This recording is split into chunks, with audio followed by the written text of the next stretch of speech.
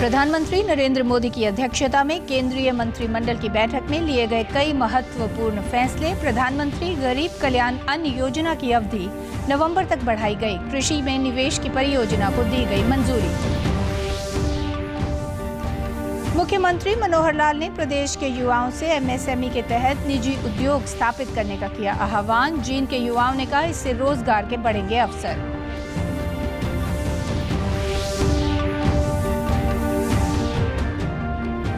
हरियाणा विद्यालय शिक्षा बोर्ड के तहत पढ़ने वाले 8वीं कक्षा के छात्रों को देनी होगी बोर्ड की परीक्षाएं। शैक्षणिक स्तर सुधारने के लिए प्रदेश शिक्षा विभाग द्वारा लिया गया फैसला।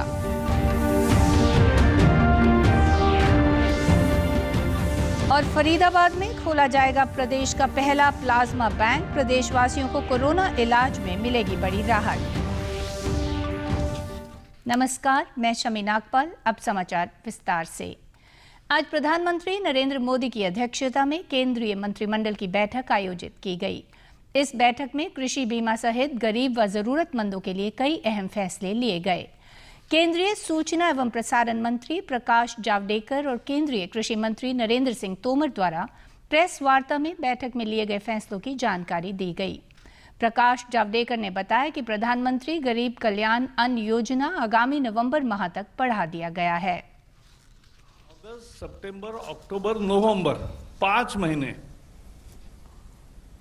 अब ये योजना चालू रहेगी, जिसमें 5 किलो प्रति व्यक्ति 81 करोड़ लोगों को 5 किलो प्रति व्यक्ति मुफ्त अनाज मिलेगा और 5 किलो 5 महीने में पकड़ेंगे तो 5 किलो चना मिलेगा और 25 किलो अनाज मिलेगा। 25 किलो अनाज प्रति व्यक्ति मिलेगा, 5 किलो चना एक परिवार को मिलेगा। सूचना एवं प्रसारण मंत्री ने बताया कि लोग अब उज्ज्वला योजना के तहत तीसरा सिलेंडर भी ले सकते हैं। इसे लेने की अवधि अब सितंबर तक बढ़ा दी गई है। 7 करोड़ 40 लाख महिलाएं हैं, उन 7 लाख 40 करोड़ लोगों को 3 सिलेंडर फ्री देने का ऐलान किया था। लेकिन आपको पता है, हर महीने 1 सिलेंडर सबको लगता ही है, ऐसा नहीं। इसलिए पहला सिलेंडर तुरंत लोगों ने लिया, अनेक लोगों ने दूसरा भी लिया, लेकिन तीसरा तुरंत 3 महीने का पीरियड में नहीं लगा है। तो अब सितंबर के अंत तक ये 3 सिलेंडर जो जून में खत्म होने वाले थे, उसके जगह वो सितंबर तक उसको अवधि बढ़ा दी गई है ताकि उनको मिले। इसके लिए 13,500 करोड़ रुपए खर्च आएगा। उन्होंने बताया कि जिस कंपनी में 90% लोग 15,000 से कम वेतन पाते हैं, उनका पीएफ सरकार ने भरा है। ऐसे 3,67,000 उद्योगों को फायदा हुआ है और 72 लाख लोगों को इसका लाभ मिला है। कि जो छोटे व्यवसाय है, जहां 100 लोग हैं, 100 से भी कम लोग हैं, और जिनके पास उसमें से 90% लोग 15,000 से कम तनख्वाह वाले हैं, ऐसे कर्मचारियों की हर महीने जो 12% प्रोविडेंट फंड जाता है, वो सरकार ने भरा। मजदूरों का भी, कर्मचारियों का भी और मालिक का भी। तो ऐसे 3,67,000 उद्योगों को, एस्टेब्लिशमेंट्स को इसका फायदा हुआ और 72 लाख लोगों को इसका फायदा हुआ। केंद्रीय कृषि मंत्री ने बताया कि प्रधानमंत्री ने कृषि में निवेश की परियोजना को मंजूरी दी है। उन्होंने बताया कि 1 लाख करोड़ रुपए तक के कर्ज सहकारी संघों, एफपीओ और कृषि उद्यमों को दिए जाएंगे। आमूलचूल बदलाव लाने में सहायक होगी। इस परियोजना में 1 लाख करोड़ के ऋण बैंक, वित्तीय संस्थाएं द्वारा cooperative society, FPO, SHG, startup, कृषि उद्यमी या राज्य सरकारों के और अन्य एजेंसियां द्वारा प्रायोजित पीपीपी प्रोजेक्ट दिए जाएंगे। हरियाणा में अब 8वीं कक्षा के विद्यार्थियों को पहले की तरह बोर्ड परीक्षा देनी होगी। प्रदेश में वर्ष 2009-10 में अंतिम बार 8वीं कक्षा की बोर्ड परीक्षा हुई थी। मौलिक शिक्षा निदेशक ने हरियाणा विद्यालय शिक्षा बोर्ड के सचिव को 8वीं की बोर्ड परीक्षाएं लेने के आदेश जारी कर दिए हैं। अब शैक्षणिक वर्ष के अंत में यदि विद्यार्थी न्यूनतम पास अंक प्राप्त नहीं करता है तो उसे पास होने के लिए 2 अवसर और प्रदान किए जाएंगे। राइट टू एजुकेशन एक्ट लागू होने के बाद 10 साल पहले 8वीं कक्षा का बोर्ड हटा दिया गया था। 8वीं तक कोई बच्चा फेल नहीं करने की नीति से छात्रों में डर खत्म हो गया था और विद्यार्थी पढ़ने में कम दिलचस्पी रखने लगे। इससे शिक्षा स्तर में गिरावट आई। हरियाणा विद्यालय शिक्षा बोर्ड के चेयरमैन डॉक्टर जगबीर सिंह ने बताया कि सरकार द्वारा 8वीं कक्षा में बोर्ड लागू करने का पत्र मिल चुका है। वर्ष 2021 के मार्च-अप्रैल में होने वाली 10वीं व 12वीं की परीक्षाओं के साथ ही 8वीं की भी बोर्ड की परीक्षाएं इसी सत्र से संचालित करवाई जाएंगी। उन्होंने कहा कि अब 8वीं कक्षा का मूल्यांकन बोर्ड द्वारा किए जाने के चलते विद्यार्थी अधिक मेहनत करेंगे, जिससे 9वीं व 10वीं कक्षाओं का शैक्षणिक माहौल सुधरेगा। इस बार 8वीं का बोर्ड रहेगा और आज बोर्ड को ये चिट्ठी प्राप्त होगी, तो मैं माननीय मुख्यमंत्री जी का और शिक्षा मंत्री जी का हार्दिक आभारी हूँ कि उन्होंने बोर्ड की परीक्षा लेने के लिए 8वीं के विद्यार्थियों की अनुमति दे दी है। ऐसे विद्यार्थी जो 8वीं में आ गए होंगे पिछली बार 7वीं की परीक्षा में फेल होने के बाद भी, तो ऐसे सभी विद्यार्थियों की परीक्षा ली जाए और यदि वो सभी विषयों में फेल भी हो जाते हैं तो ऐसे विद्यार्थियों की दोबारा से तैयारी करा करके सभी सब्जेक्ट्स में 2 अवसर दिए जाएंगे ताकि वो अपने 8वीं कक्षा पास कर सकें। प्रदेश सरकार ने युवाओं के सामने सूक्ष्म, लघु और मध्यम श्रेणी के उद्योगों के तहत अपनी इकाइयां स्थापित करने की पेशकश की है। इसके लिए राज्य सरकार युवा उद्यमियों को हर तरह का सहयोग और समर्थन देगी। मुख्यमंत्री ने कहा कि सरकार ने विभिन्न श्रेणियों के उद्योगों के 56 समूहों की पहचान की है, जो राज्य के सभी 22 जिलों में स्थापित की जाएगी। इससे राज्य के लगभग 70,000 MSME लाभान्वित होंगे। उन्होंने कहा कि सरकार यह भी सुनिश्चित करेगी कि राज्य में मौजूदा MSME का कामकाज कोविड-19 के कारण प्रभावित ना हो। मुख्यमंत्री वीडियो कॉन्फ्रेंसिंग के जरिए प्रदेश के मध्यम, लघु और सूक्ष्म उद्योगों के प्रधानमंत्री रोजगार सृजन कार्यक्रम के लाभार्थियों और जिला उद्योग विकास केंद्रों के महाप्रबंधकों के साथ बातचीत कर रहे थे। मुख्यमंत्री ने राज्य के युवाओं को कम से कम समय में सभी आवश्यक स्वीकृतियां दिलाने का भरोसा दिलाया है। उन्होंने कहा कि 17 विभिन्न विभागों से संबंधित ऑनलाइन क्लियरेंस केवल 45 दिनों में हरियाणा उद्यम प्रोत्साहन केंद्र के माध्यम से प्रदान की जाती है। इसके अलावा उद्यमियों के लाभ के लिए डीम्ड क्लियरेंस की सुविधा भी दी गई है। जिनके युवाओं का कहना है कि इस योजना के बाद उनके लिए रोजगार के अवसर बढ़ेंगे। जिन युवाओं को नौकरी नहीं मिल पाती है, वे अब स्वयं सूक्ष्म उद्योग स्थापित करके अपना काम शुरू कर सकते हैं। इस योजना के बाद युवाओं में एक नई ऊर्जा का संचार होगा और आर्थिक व्यवस्था में भी सुधार होगा। रोजगार तलाशने के बजाय रोजगार देने वाले बने, रोजगार पैदा करने वाले बने। MSME से इस प्रकार का 100% लगता है कि बढ़ावा मिलेगा। ऐसे युवा अपना रोजगार स्थापित करके, जो लघु सूक्ष्म उद्योग को अपना स्थापित करके अन्य लोगों को रोजगार दे सकते हैं। MSME जो सेक्टर है हमारा, इसमें भारत सरकार ने भी इसके अंदर युवाओं के लिए अच्छी पहल की है। इसके अंदर जो युवा के लिए की बात कही जा रही है कि युवा जो है नौकरी ढूंढे नहीं बल्कि पैदा करे, ये काफ़ी अच्छी पहल है हमारी सरकार के द्वारा। इसमें उद्योग धंधे ज़्यादा बढ़ेंगे, ठीक है। जिसका भी जैसे कोई काम धंधा करना चाहता है तो सरकार की तरफ से सपोर्ट मिल रही है, तो रोजगार देने वाले ही बनेंगे हम। फरीदाबाद के ESIC मेडिकल कॉलेज एवं अस्पताल में हरियाणा का पहला प्लाज्मा बैंक तैयार किया जाएगा। इस प्लाज्मा बैंक को अगले 15 दिनों में शुरू कर देने की योजना है। ये जानकारी मुख्यमंत्री मनोहर लाल ने ट्वीट संदेश के माध्यम से दी है।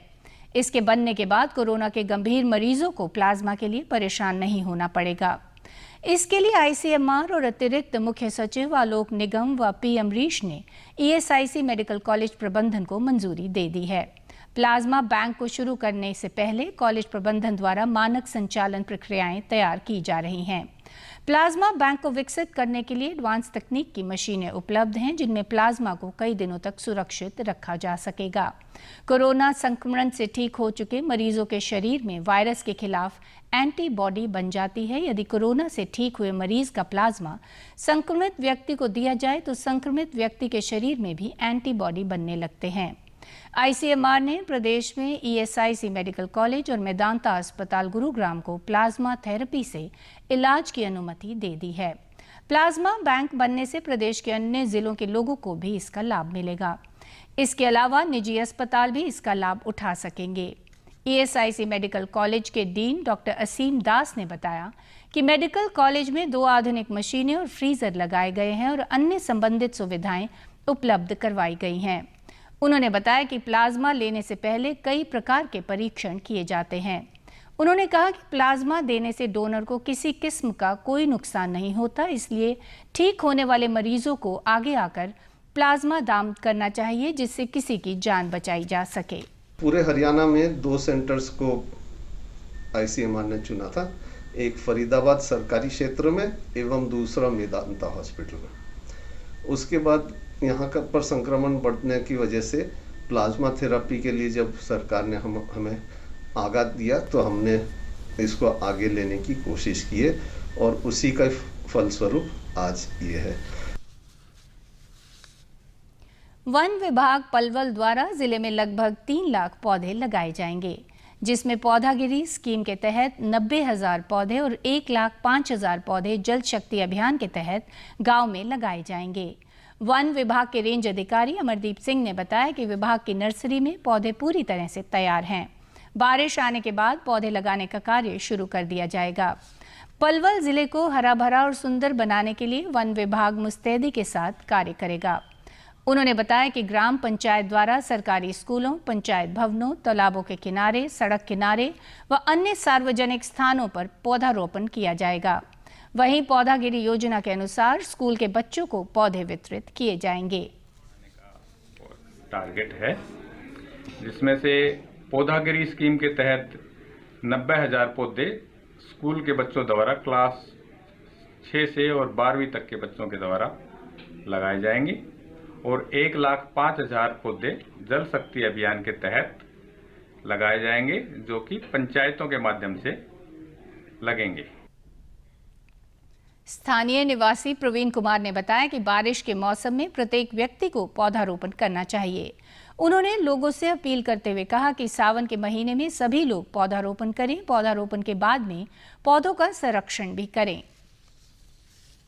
तरफ से पनपते हैं, पौधे के मरने के चांसेस बहुत कम हो जाते हैं, तो ऐसे समय में ज़्यादा से ज़्यादा पेड़ लगाने चाहिए और इससे ऑक्सीजन मिलती है, इससे पर्यावरण संरक्षण होता है, प्रदूषण में कमी आती है।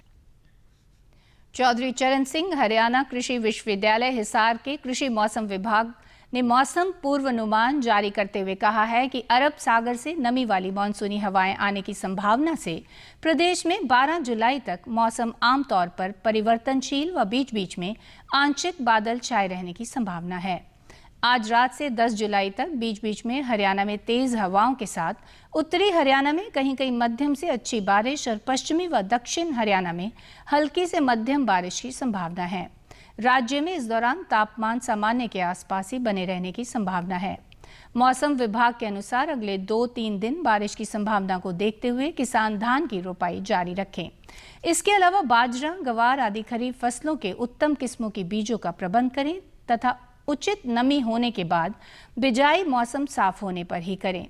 उन्होंने किसानों को सलाह दी कि वे टिड्डी दल के प्रति सजग रहें तथा अपने खेतों में लगातार इसकी निगरानी रखें। अगर खेत में कहीं भी टिड्डी दिखाई दे तो तुरंत इसकी जानकारी अपने नजदीक के कृषि अधिकारी व कृषि विज्ञान केंद्र विश्वविद्यालय के कीट विज्ञान विभाग के वैज्ञानिकों को दें। सिरसा जिले के गांव में व्यायामशाला बनने से ग्रामीण उत्साहित हैं, क्योंकि उन्हें विभिन्न खेल प्रतियोगिताओं के लिए अभ्यास करने के लिए बेहतर एवं उपयुक्त स्थान उपलब्ध हुआ है। व्यायामशाला युवाओं के लिए अपनी खेल प्रतिभा निखारने में उपयोगी साबित होगी। गांव दरियावाल के सरपंच मनदीप सिंह ने बताया कि व्यायामशाला गांव के लिए सौगात से कम नहीं है।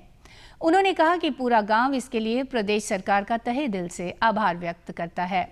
बॉक्सिंग खिलाड़ी रॉकी ने बताया कि गांव में व्यायामशाला बनने से युवाओं का खेल के प्रति रुझान बढ़ेगा।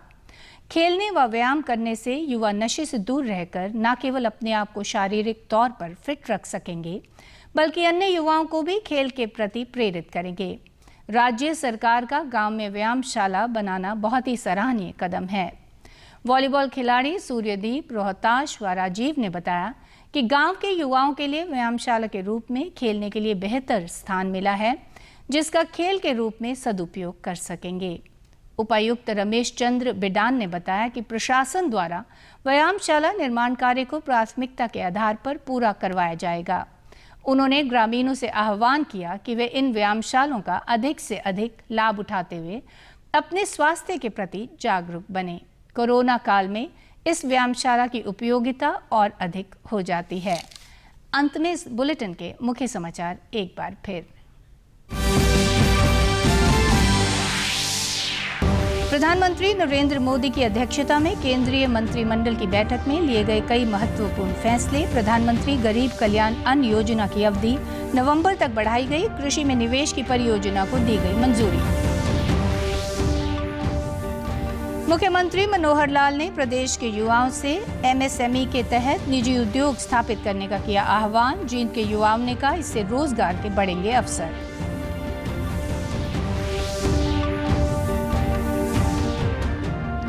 हरियाणा विद्यालय शिक्षा बोर्ड के तहत पढ़ने वाले 8वीं कक्षा के छात्रों को देनी होगी बोर्ड की परीक्षाएं। शैक्षणिक स्तर सुधारने के लिए प्रदेश शिक्षा विभाग द्वारा लिया गया फैसला।